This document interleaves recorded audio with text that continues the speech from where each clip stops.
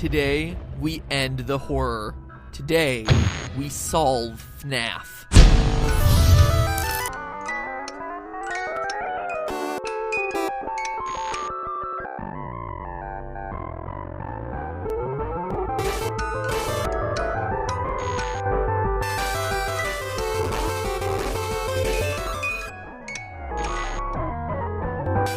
Hello, Internet! Welcome to Game Theory, where, after months of intensive therapy, I'm back to finally put the original FNAF tetralogy to rest. It's done. No more Halloween updates, no more FNAF 5 rumors, and no more fan. Suck on that, you multi-bladed propeller of air. So shortly after my last Freddy theory, I arranged a live stream with some fellow FNAFers to close the book on the series. And what happened was something that none of us expected. We have internet. We have internet. We're back. No. No, not the stream issues. Scott started talking to us. Well, kinda. He kept updating his site, scottgames.com, with cryptic messages as to the true meaning of the game. What is seen in shadows is easily misunderstood in the mind of a child. In the FNAF 4 minigame, why would the tiny toy Chica be missing her beak? And finally, 4 games, 1 story. It was incredible! After a year of taking shots in the dark, finally we were, in a way, hearing back from the man who knew all the answers. Scott Cawthon, the creator, was reaching out from the shadows to give us, for pretty much the first time ever, concrete leads as to where to look. But what did these cryptic clues mean? In the moment, the best I could do was this. Is it possible that FNAF 2 didn't actually happen?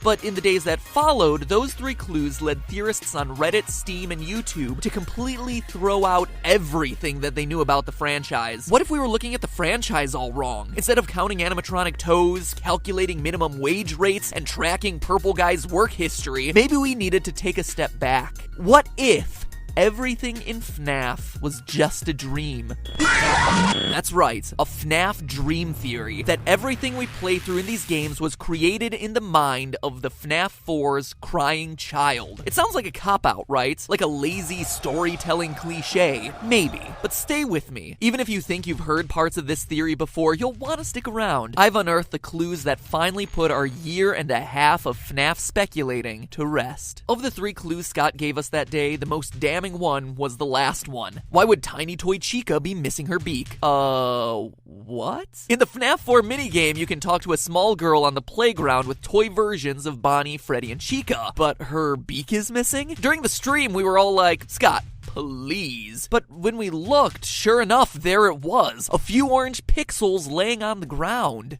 What? Seriously? This was the crucial detail all of us had missed. And yet, for as absurd as it may sound, those 5 pixels changed everything, upending a year worth of theorizing. Because that missing beak directly parallels FNAF 2's new version of Chica, who loses her beak when she goes on the attack. It was something we all had written off as a graphical glitch or a design choice, not as a clue to the meaning of the entire series. And yet, here it was from the creator's mouth. And that is when it started to click. FNAF 2's shiny new animatronics. What are they called? Toy animatronics. And that's not just a cute name the community came up with, like Freddles. It's right there in the custom night menu. It's canon. That's a strange name for a bunch of robots, right? Unless it's meant to be taken literally, and then they're all just a bunch of oh my god. What if they are toys, and this is all just a dream scenario inspired by these little guys? Well, let's keep going with this toy clue. I mean, obviously, the toy animatronics are shiny, plastic-looking fake, just like a small plastic action figure would be. But it explains a bigger question about FNAF 2, the look and design of Mangle. I mean, seriously, the story we're told to believe in this game is pretty absurd, that kids just rip it apart and put it back together again, and so the employees just leave it as a mangled collection of parts for small children to play with. What parent would ever be comfortable letting little Timmy touch that thing? Oh, and here's a cute thing for you to play with. Oh my gosh, who could have seen that coming? But if we assume FNAF 2 is in the mind of a child who has seen all these toys, Mangle makes a whole lot more sense. He's just a dismantled toy. Think about Sid from Toy Story, who fuses various toys together to create hideous abominations. This explains Mangle's 2 heads. I don't care how much you redesign Foxy, no one planned him to have 2 heads. In fact, note that Mangle appears in a girl's room. An insignificant detail? I don't think so. The Chica-Beak shows that this girl's toys fall apart, just like Mangle, the tear-apart, put-back together toy. And toys explain FNAF 1 too. The crying child of FNAF 4 has 4 plushies in his room. The crew from FNAF 1. Plushies, as in soft, stuffed animals. What are the original 4 animatronics made out of? Soft materials. Fur and fabric, not plastic like the toys. So much so that the one thing that we hear about them throughout the series is that these old animatronics collect odors and never get washed, just like an overused and overloved stuffed animal. But the parallels don't stop there. Why is Foxy out of order in FNAF 1? Well, the plushie he's based on is missing its head. How about Foxy's jump scare popping in abruptly from behind a wall? It's awfully similar to the way the brother scares the crying child throughout FNAF 4. In his Foxy mask, no less. And how's Golden Freddy fit into this? Well, in the hidden FNAF 4 Easter egg, we see on the TV that the show Fredbear and Friends features the Golden Fredbear alongside the core 4 of Foxy, Freddy, Bonnie, and Chica. That's your cast from the first game. The dream of FNAF 1 was inspired by this show and the plushies, hence it not containing any of the other animatronics. Even the fact that the child doesn't have a Golden Freddy plush, and that instead he has his imaginary friend, psychic friend Fredbear, who appears and disappears at will, directly references Golden Freddy's ghostly behavior in FNAF 1 and 2. In fact, every game, design detail, and animatronic can be explained under this theory. The recurring elements of the phone and the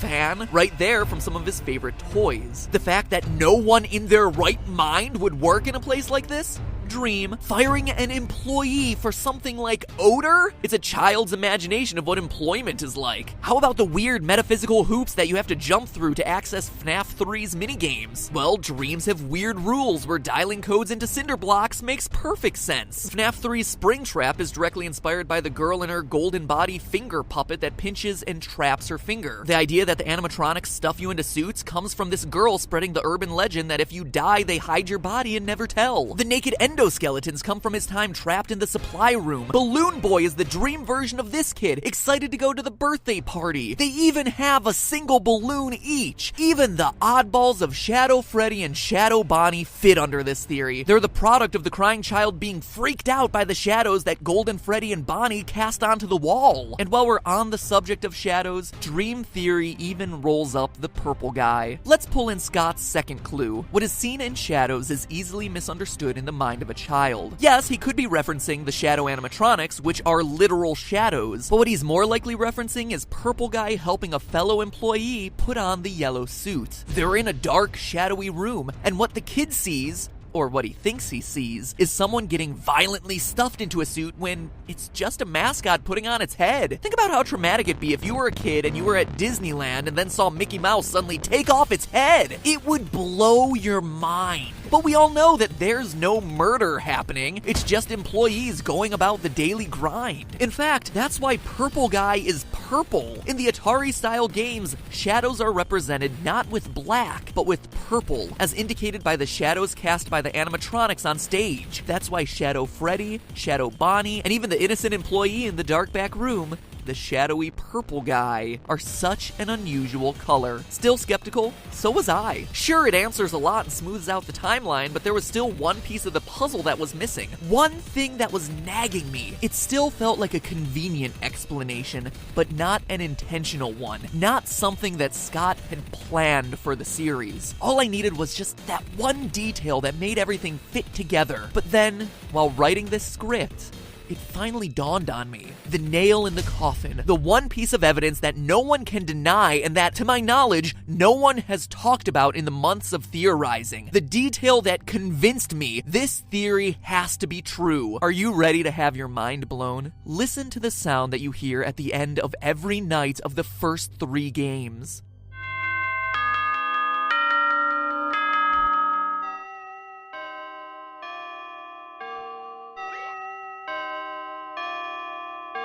A grandfather clock, chiming the same song every time. Why would the end of my shift in an office be signaled by a grandfather clock chime? It wouldn't, unless I was asleep dreaming in my house with a grandfather clock right outside my room, just like the layout of the crying child's house we see in the FNAF 4 minigames. 6 o'clock a.m., time to get up. But now let's look at FNAF 4. How does each night end there?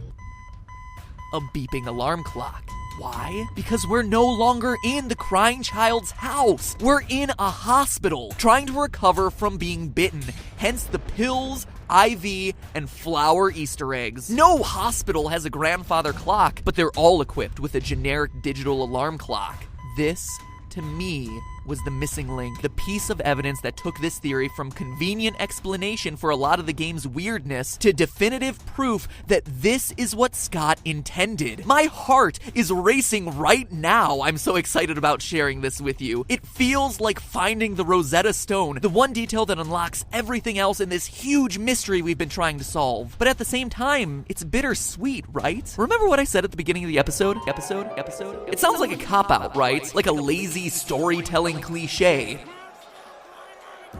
How many of you agreed with that? If you're honest with yourself, I bet a lot of you. You'll notice across my videos I don't cover dream and coma theories very often for exactly that reason. They're too easy, too flexible. Because it's all a dream, weird stuff can be written off, logical errors overlooked simply because it's not actually real. In the theory world, they're OP.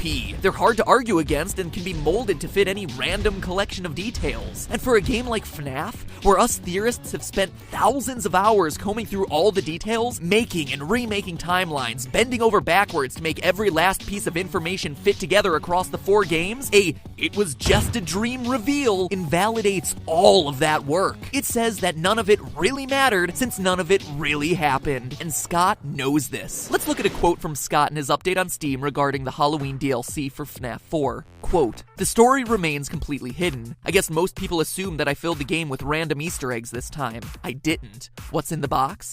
It's the pieces put together. But the bigger question is, would the community accept it that way? The fact that the pieces have remained elusive this time strikes me as incredible and special. A fitting conclusion in some ways, and because of that, I've decided that maybe some things are best left forgotten forever." End quote. To me, the key phrase here is, would the community accept it that way? He knows that it's all a dream explanation would fail to live up to our astronomical expectations. It's underwhelming. What about the puppet? What about the oddly specific detail of the paychecks? How about Scott confirming on Steam that my FNAF 2 theory was almost 100% correct? It's this "will the community accept it" quote that makes me think Scott intended the dream theory to be official, but also understands that ever revealing it would be a huge mistake. Hence him keeping it locked in the box. I mean, you can already see it in the comment threads discussing earlier versions of the dream theory. People enraged by the sheer mention of this thing.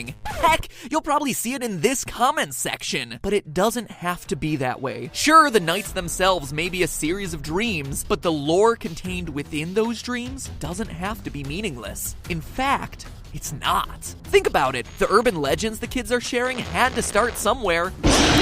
That crying child clearly saw something that made him scared of these restaurants. And then how do the Atari games fit in? Are they just dreams within dreams? They're not. In researching this episode, I not only found the clues that solidify the dream theory, but also the missing links that we've all been overlooking in putting the FNAF timeline together. Scott's final clue about 4 games, 1 story may be a reference to a crying child's nightmares and eventual death in the hospital, but it can also be referencing the story of the game's primary struggle, the puppet and the purple guy. And next week, we're covering that on an all-new Game Theory Saturday the 19th at 3 o'clock p.m. Eastern Time, 12 o'clock p.m. Pacific Time. That's new.